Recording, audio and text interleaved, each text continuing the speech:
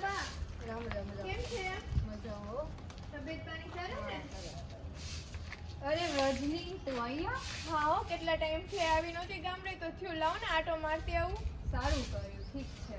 બીજું બધું તો ઠીક, પણ આ શું ચાલે છે? કેમ તારી આવી હાલત? ગામડામાં અમારી જેવા ગરીબ લોકોને શું હોય? કેમ? અરે અમે મજૂરી કરીને ગુજરાન ચલાવીએ છીએ, ઘણી મુશ્કેલીઓનો સામનો કરવો પડે છે. લે, કઈ મુશ્કેલીઓ? હાલ આમ બેસો, હું તને આવીને બધું સમજાવું.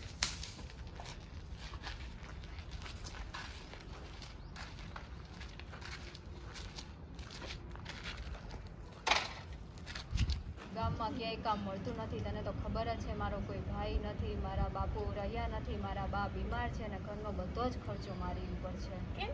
તને મનરેગા યોજના હેઠળ કામ નથી મળતું? અને તારા બાને વિધવા પેન્શન તો મળતું હશે ને? અને તે આયુષ્યમાન કાર્ડ કઢાવ્યું નથી? અમારી જેવા ગરીબોને કોણ આવી જાણકારી આપે? કોણ અમને મદદ કરે? બેન, તને ખબર છે નાલસાની યોજના હેઠળ ગરીબી રેખા નીચે જીવતા લોકો માટે સરકાર દ્વારા જે યોજનાઓ પૂરી પાડવામાં આવે છે તેને નાલસાની ટીમ દ્વારા તમને કાનૂની મદદ પૂરી પાડે છે. નાલસા, એમાં વળી કેવી મદદ મળે? જો તમારે જો કાંઈ પણ જાણકારી જોતી હોય તો નાલસાની હેલ્પલાઇન નંબર 151000 પર કોલ કરીને તમે માહિતી મેળવી શકો છો. તેમજ યોજનામાં દસ્તાવેજી પુરાવાની માહિતી પણ મેળવી શકો છો. તે ઉપરાંત જિલ્લા કાનૂની સેવા સત્તા મંડળ અને તાલુકા સેવા સમિતિની પણ મુલાકાત લઈ શકો છો.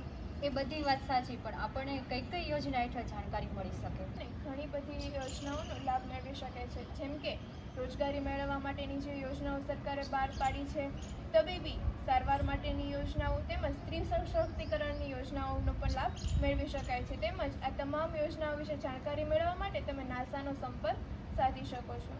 આ ખૂબ જ મદદરૂપ યોજના લાગે છે. આ યોજનાઓનો લાભ કોણ પણ વ્યક્તિ મેળવી શકે છે? આ યોજનાનો લાભ ગરીબી રેખા નીચે જીવતા લોકો તેમજ મજૂર વર્ગો અને સામાન્ય લોકો પણ મેળવી શકે છે. તમે મને ખૂબ જ સરસ જાણકારી આપી. આ યોજના ખૂબ જ ફાયદાકારક છે. તમારો ખૂબ ખૂબ આભાર. યોજના વિશેની જાણકારી તમારા આસપાસના લોકો, સગા સંબંધીઓ, મિત્રોને આપીને તમે તેને વિશે જાગૃત કરી શકો છો.